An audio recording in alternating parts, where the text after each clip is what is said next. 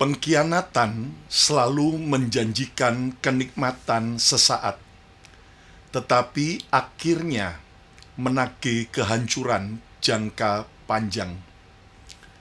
Itulah pelajaran pahit atas pengkhianatan kepada pasangan suami istri yang sah dalam sebuah pernikahan.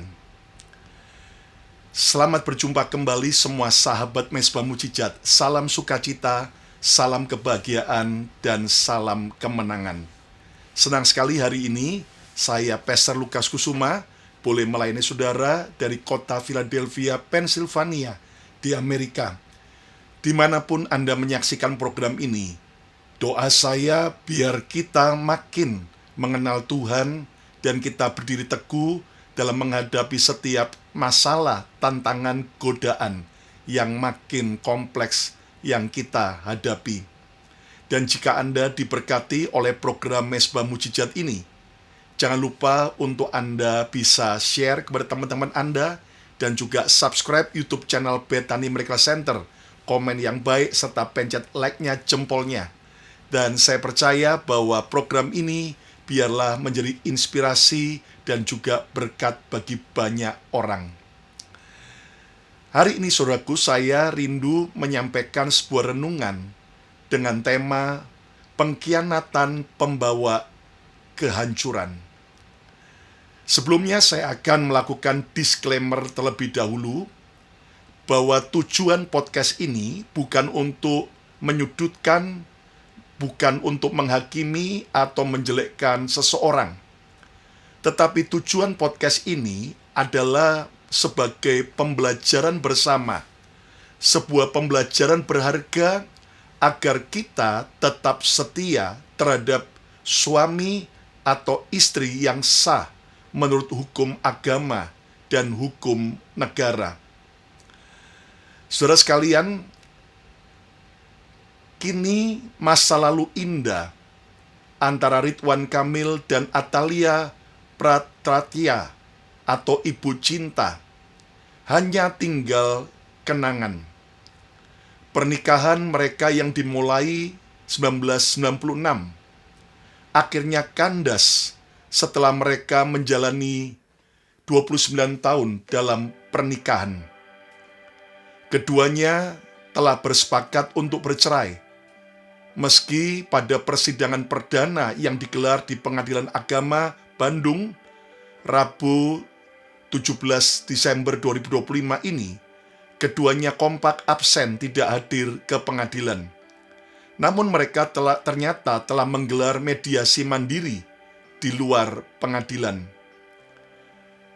Dan ini merupakan sebuah keputusan yang diambil dan menurut para wakil daripada pihak Pak Ridwan Kamil maupun Ibu Cinta, mereka menyatakan bahwa kedua belah pihak sama-sama ingin berpisah. Dan mereka bersepakat untuk berpisah dengan baik-baik. Tentunya keputusan ini membawa sebuah pendapat dari berbagai kalangan. Nah, perpisahan atau perceraian kedua ini tentunya membuat kita prihatin. Kita juga bersimpatik dan kita berharap ada sebuah perbaikan yang terjadi bagi masa depan mereka. Aneh ya, ada orang yang kelihatannya sukses luar biasa. Karirnya naik, pengaruhnya besar, citra baik. Tetapi tiba-tiba semuanya bisa runtuh. Bukan karena gagal bekerja, bukan karena bodoh, bukan karena kurang pintar, namun seringkali karena dia gagal untuk setia. Pengkhianatan tidak menghancurkan dalam sehari, tetapi akan membawa kehancuran secara pasti. Saudara, ada orang yang membangun karir 20 tahun, 30 tahun, tetapi hanya dalam kegagalan satu kali masalah moral, maka itu bisa menghancurkan semua karir yang dibangun dalam semalam. Itu sebabnya biar kita semua harus waspada, sebab godaan perselingkuhan, godaan ketidaksetiaan, itu bisa terjadi terhadap siapapun dan tidak memandang usia. Nah, ayo kita belajar dari pengalaman pahit ini agar kita waspada dalam hidup ini. Ayo coba ketik katakan, saya harus menjaga diri dengan baik. Kehancuran seringkali tidak terjadi karena orang itu kurang pintar, atau kurang berprestasi, atau kurang berpengaruh.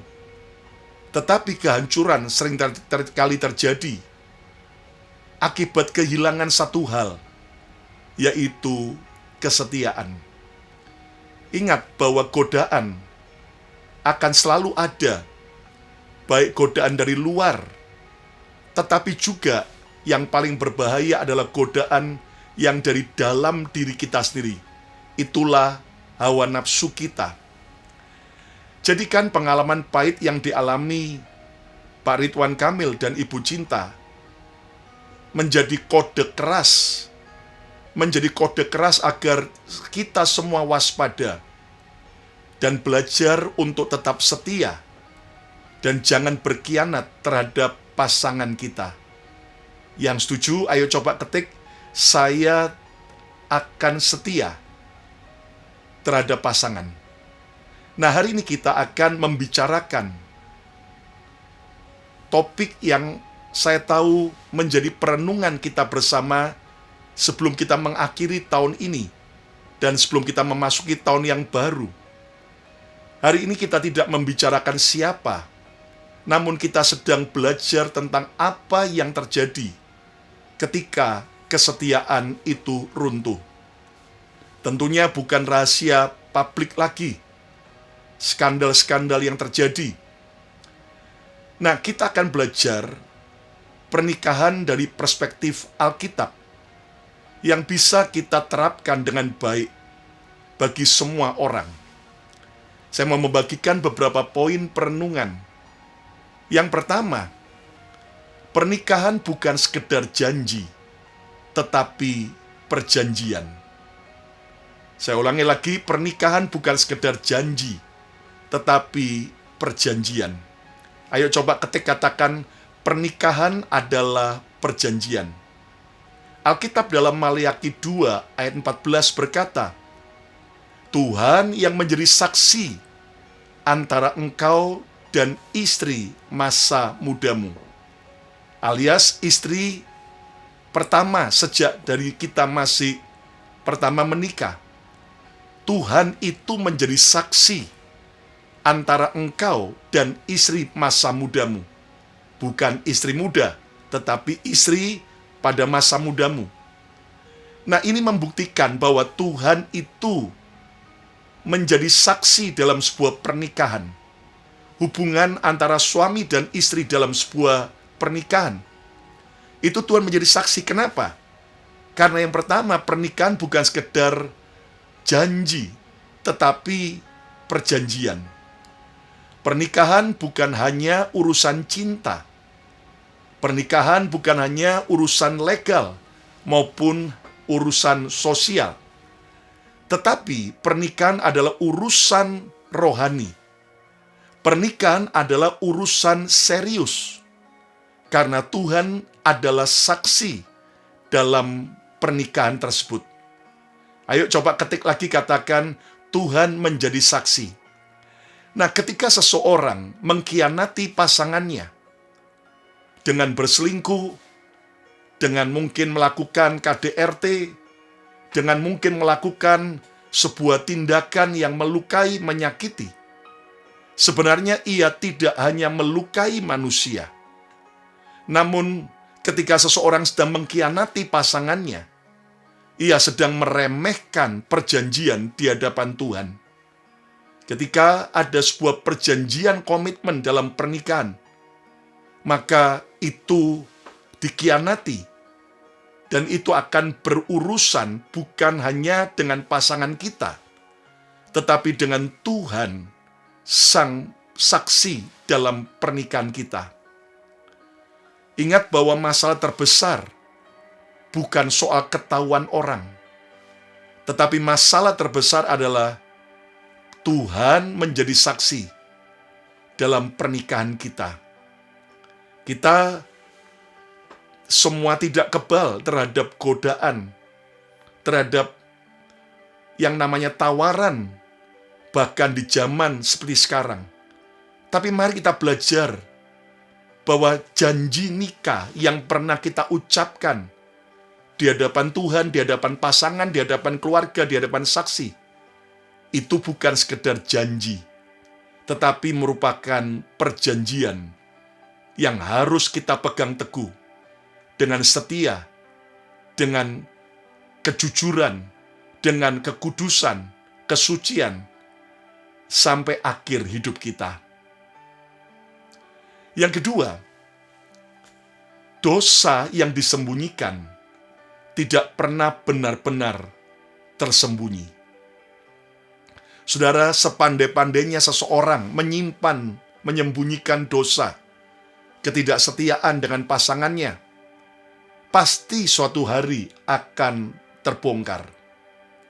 Bilangan 32 ayat 23 berkata, "Ketahuilah, dosamu itu akan menemukanmu." Wow, ada dosa-dosa yang mungkin kita sembunyikan, yang mungkin istri kita tidak tahu, suami kita tidak tahu, tetapi Tuhan itu akan memberitahu apa yang tersembunyi dan akan terbongkar. Banyak orang berkata, aman kok, nggak ada yang tahu. Ini kan urusan saya pribadi. Selama keluarga kelihatan baik-baik saja, oke. Nah, firman Tuhan tidak berkata, netizen akan menemukanmu. Tidak berkata bahwa netizen akan menemukan kesalahanmu. Tetapi firman Tuhan berkata, dosamu sendiri yang akan menemukanmu.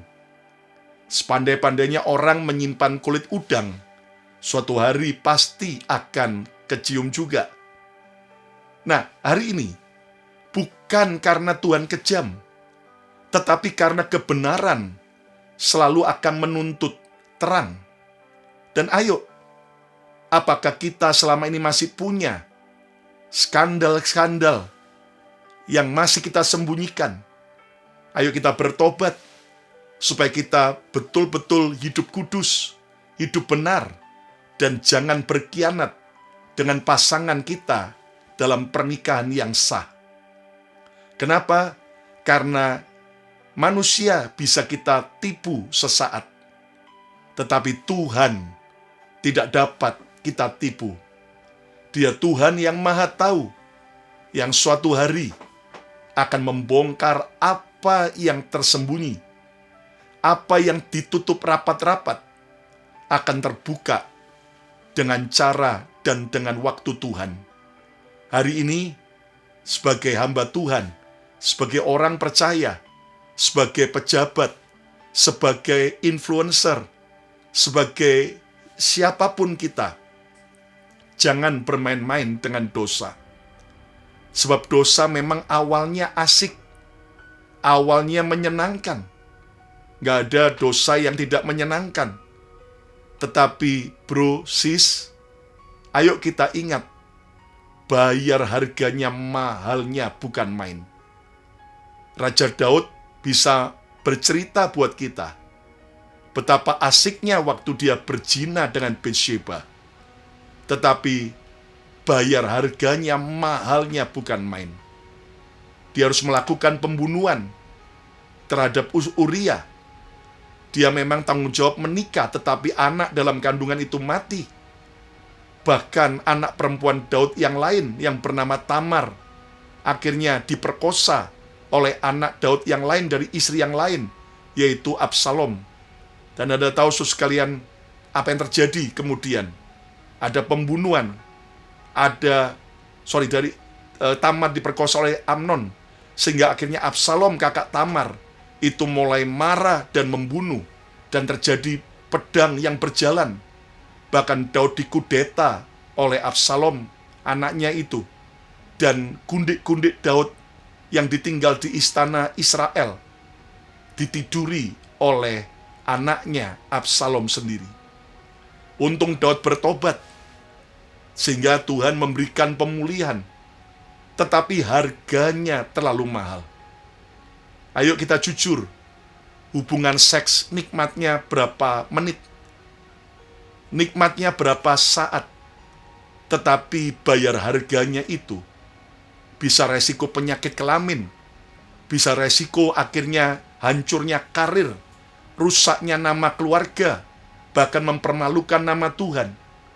Ayo hari ini, kalau ada skandal-skandal yang mungkin masih belum terbongkar, lebih baik sebelum kita akhirnya malu dan akhirnya mengalami kehancuran, hari ini yuk bertobat dan tinggalkan dosa itu. Yang setuju, ayo coba katakan, saya mau bertobat dan hidup kudus. Yang ketiga, ketika karakter jatuh, kehancuran reputasi akan menyusul. Saudara, kehancuran reputasi itu hanya akibat ketika karakter seseorang jatuh. Amsal 22 ayat yang pertama berkata, nama baik lebih berharga daripada kekayaan besar. Ternyata reputasi tidak runtuh karena gosip, tetapi karena retakan karakter, karena kejatuhan karakter yang sudah lama dibiarkan. Satu kesalahan moral bisa menghapus kepercayaan publik. Satu kesalahan moral bisa merusak pengaruh kepemimpinan. Satu kesalahan moral bisa melukai pasangan, melukai anak-anak yang tidak bersalah, dan melukai banyak orang-orang yang tadinya mempercayai kita.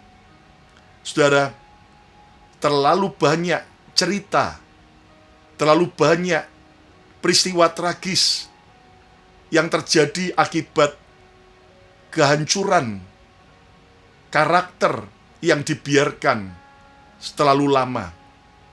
Ayo hari ini, karir kita bangun dengan prestasi, tetapi kita harus pertahankan setiap pencapaian prestasi kita dengan karakter yang baik.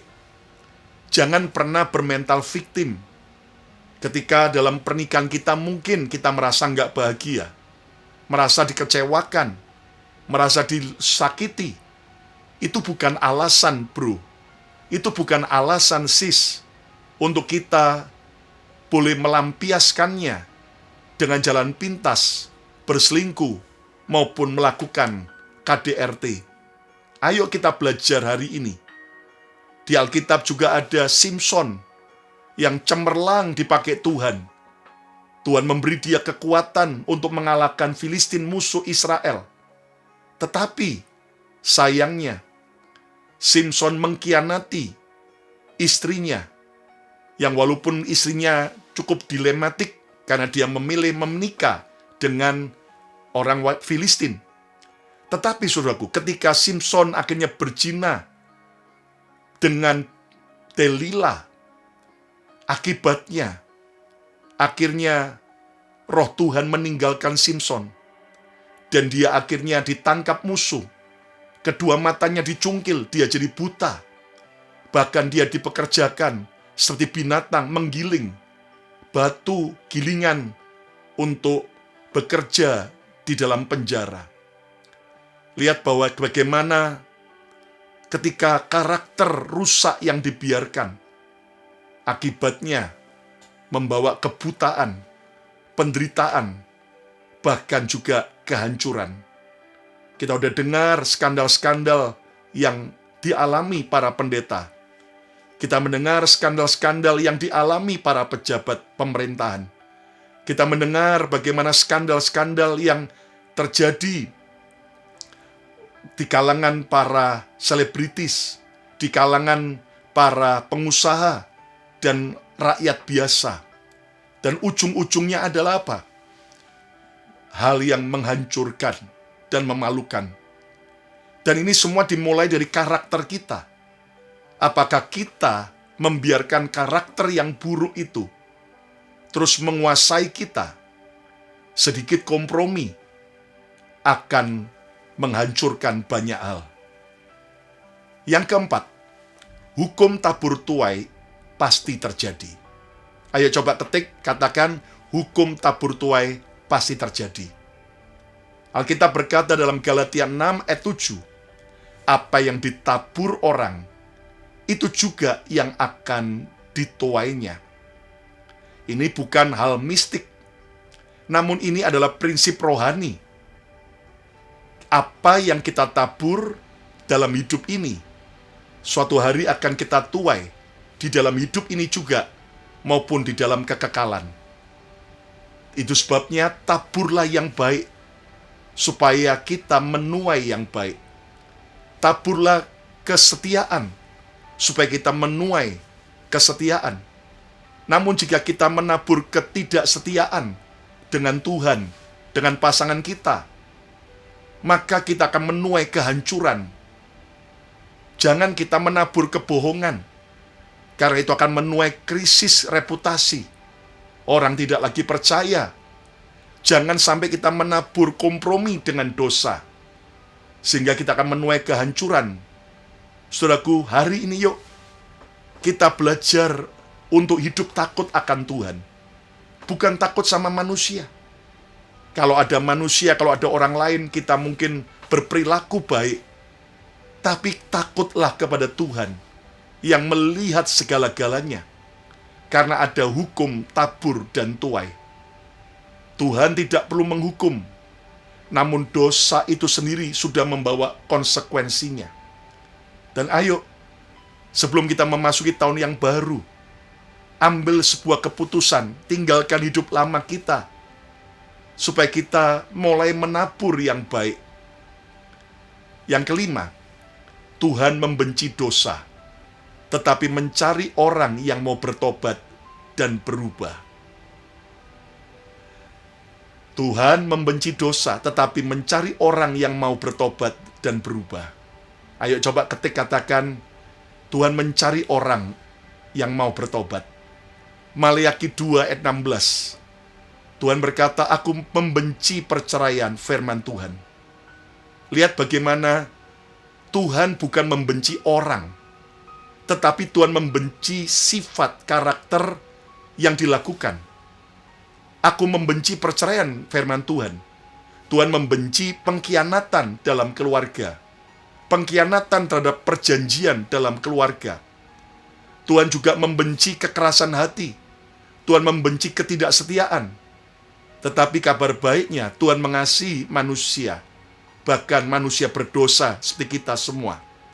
Tetapi ayo, walaupun Tuhan mengasihi kita, tapi jangan sampai kita mengalami murka gara-gara kita terus mengeraskan hati untuk tinggal dalam perselingkuhan, tinggal dalam ketidaksetiaan, tinggal dalam semua skandal. Yesus berkata dalam Matius 5 ayat 27-28, setiap orang yang memandang perempuan serta menginginkannya, ia sudah berzina dengan perempuan itu di dalam hatinya. Di sini Yesus menegaskan, dosa itu seringkali dimulai dari mata, dari pikiran kita, sebelum akhirnya terjadi dalam tindakan. Ayo hari ini, kita jagai, awasi. Nggak ada yang kebal dengan dosa. Jangan bermain-main api. Kenapa? Karena kita pasti akan kebakar. Jangan bermain-main dengan chat, karena Anda akan kena chat. Jangan berkata, oh saya orang yang kuat kebal, saya nggak akan jatuh dalam perselingkuhan, baik dengan sejenis maupun lawan jenis. Bro, sis, nggak ada kita yang kebal terhadap dosa. Lebih baik kita tegas dengan diri kita. Lebih baik kita memilih untuk mempunyai relationship yang aman, yang sehat dengan siapapun juga, sehingga kita tidak terjebak. Dan bagi yang berpacaran, Ayo, jangan sampai kita berpacaran secara tidak kudus. Tetapi biar kita berpacaran dengan kudus. Jaga, jangan sampai kita melakukan hubungan seks sebelum kita masuk dalam pernikahan yang diberkati oleh Tuhan dan juga oleh negara. Dan ayo setelah kita menikah, seks diciptakan Tuhan, bukan seperti binatang, asal mau dengan siapa saja. Tetapi seks itu kudus di hadapan Tuhan, diciptakan hanya untuk suami istri yang sah dalam pernikahan. Ayo yang setuju katakan, saya mau hidup kudus. Lalu Pastor Lukas, bagaimana aplikasinya dalam hidup saya? Terlalu berat godaan ini. Terlalu saya disakiti, saya mau membalas. Nah, dengar baik-baik. Saya mau memberikan beberapa aplikasi praktis agar kita tidak salah melangkah, tidak sampai kita melakukan pengkhianatan dalam pernikahan kita. Yang pertama, jaga kesetiaan saat tidak ada yang melihat. Integritas kita diuji, bukan saat di gereja. Integritas kita diuji, bukan saat kita sedang di sosial media, sedang di depan publik. Namun integritas kita diuji saat kita sendirian, saat kita dalam zona nyaman, ketika kita merasa aman, disitulah integritas kita diuji. Dan ayo kita belajar, jaga kesetiaan saat tidak ada yang melihat. Pasangan kita mungkin tidak melihat, tapi Tuhan yang melihat. Dan ayo, biar kita hidup benar, bukan hanya waktu di depan orang, tetapi setiap saat kita menjaga kesetiaan. Kalaupun ada saudara yang menjadi korban dari ketidaksetiaan, jangan jadikan itu alasan untuk Anda boleh tidak setia. Seperti Tuhan, kita seringkali tidak setia, namun Dia Tuhan tetap setia.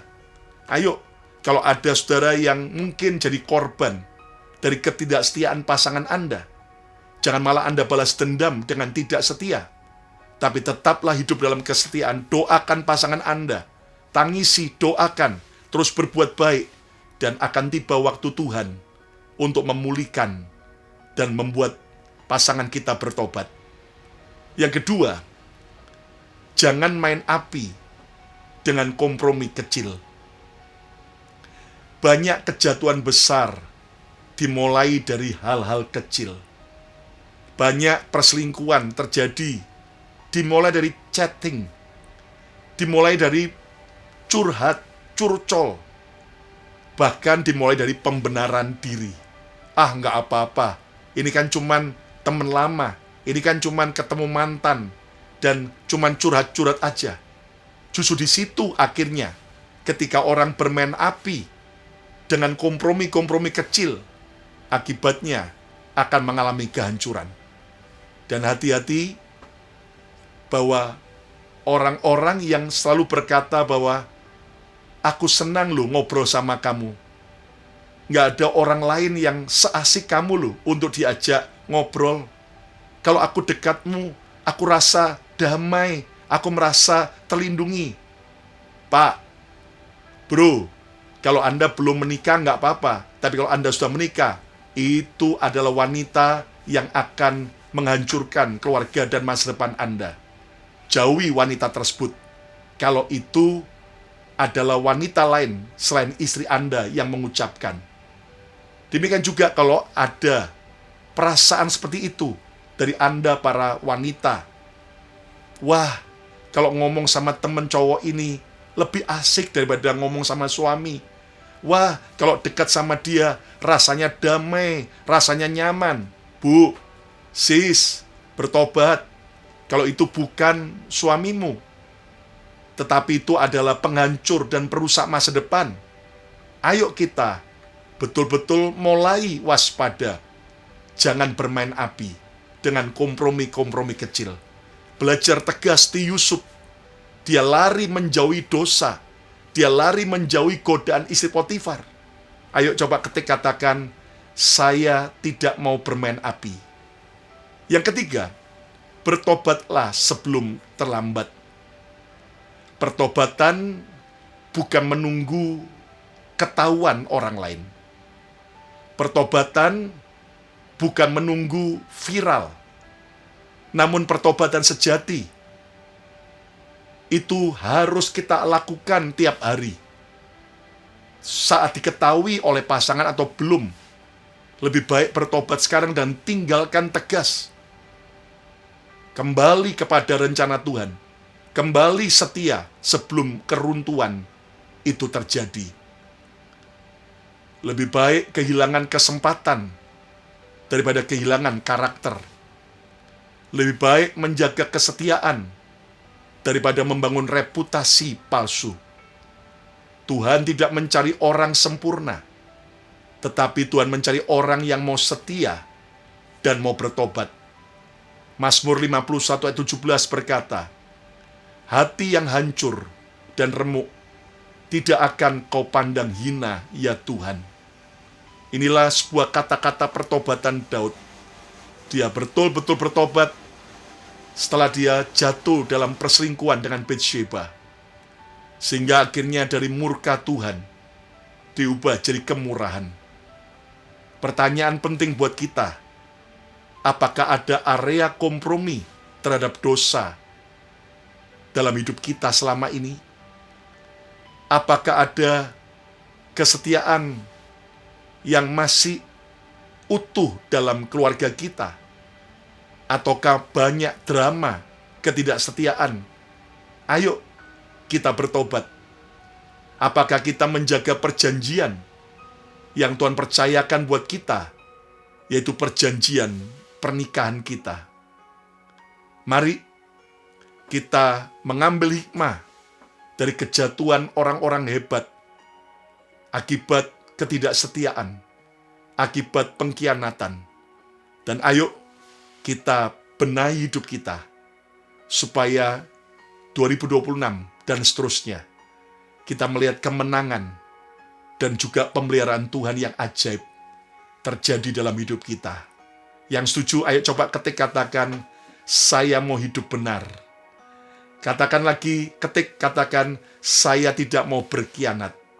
Ayo siapa hari ini yang mau berkata, Tuhan tolong aku, supaya aku tidak berkhianat dengan pasanganku. Tuhan tolong aku mau bertobat, aku mau kembali kepada jalan yang benar. Hari ini kalau ada saudara yang belum terima Yesus, bukalah hati, terima Yesus sebagai Tuhan dan Juru Selamat. Dan kalau ada saudara yang sudah lama mundur, ayo kembali pada Tuhan. Siapa yang mau alami pemulihan dalam keluarga, dijagai Tuhan. Mari angkat tangan saudara, saya mau berdoa. Terima kasih Tuhan Yesus buat pesan-Mu. Kami sekali lagi Tuhan berdoa buat setiap kami. Kami ambil keputusan sebelum kami memasuki tahun yang baru. Ketika kami mengawali hidup ini, ampuni Tuhan kalau kami berkhianat terhadap Tuhan. Kalau kami berkhianat terhadap perjanjian pernikahan kami dengan pasangan kami. Kami mau bertobat. Biar mulai hari ini, kami mau hidup takut akan Tuhan. Tidak lagi bermain api. Tuhan, sebelum kebongkar, lebih baik kami bertobat dan tinggalkan. Supaya Tuhan, anugerah-Mu menolong kami. Berkati, pulihkan setiap pergumulan, apapun kejatuhan yang dialami. Dan biar Tuhan, yang penuh dengan pengampunan dan belas kasih, bisa mengangkat kami kembali, memulihkan. Sekali lagi kami berdoa buat Pak RK dan juga Ibu Cinta. Tuhan, biar pembelajaran ini membuat mereka makin kuat dan kembali kepada jalan Tuhan. Buat Tuhan, teman-teman kami, hamba-hamba Tuhan yang jatuh dalam perselingkuhan, orang-orang yang lain yang jatuh, biar Tuhan ini menjadi sebuah peringatan keras agar kembali kami setia dengan perjanjian dalam pernikahan kami. Kami memberkati Indonesia, kami memberkati Amerika, kami memberkati bangsa-bangsa, kami memberkati Israel, kami memberkati Palestina, dimanapun negara-negara yang ada, berkati Tuhan, supaya benar-benar nama Tuhan dipermuliakan. Di dalam nama Tuhan Yesus, semua kita berkata, amin, amin, amin, amin, amin. Ayo coba ketik katakan, saya mau buang pengkhianatan. Yuk kita belajar tidak mengkhianati Tuhan, yang menjadi saksi dalam keluarga, dalam pernikahan kita. Kita ambil keputusan tidak mengkhianati pasangan, anak-anak yang Tuhan percayakan buat kita, maupun orang-orang yang mempercayai kita. Dan saudara sekalian, jika Anda diberkati oleh program Mesbah Mujizat ini, jangan lupa untuk Anda share kepada teman-teman Anda, pencet like-nya, jempolnya, dan juga komen yang baik, serta subscribe YouTube channel Bethany Miracle Center. Jangan lupa follow Instagram saya, Lukas Kusuma, Instagram Bethany Miracle Center. Dan program Mesbah Mujizat hadir setiap hari Selasa dan hari Jumat jam 7.30 malam waktu Jakarta. Sementara hari Senin, hari Rabu, Kamis, Sabtu jam 7.30 malam waktu Jakarta juga program YouTube channel Bethany Miracle Center hadir untuk membawa yaitu berita kebenaran firman Tuhan. Dan hari Minggu juga ada ibadah 2 kali secara live streaming dari Bethany Miracle Center di kota Philadelphia, Pennsylvania di Amerika. Hari ini apapun musim hidup Anda, jangan takut menghadapi tahun yang baru. Bersama dengan Tuhan, selama kita setia dengan Tuhan dan setia dengan pasangan perjanjian pernikahan kita, maka Tuhan akan menolong dan memelihara kita. Saya Pastor Lukas Kusuma mengucapkan berkat Tuhan. Sampai berjumpa kembali. God bless you.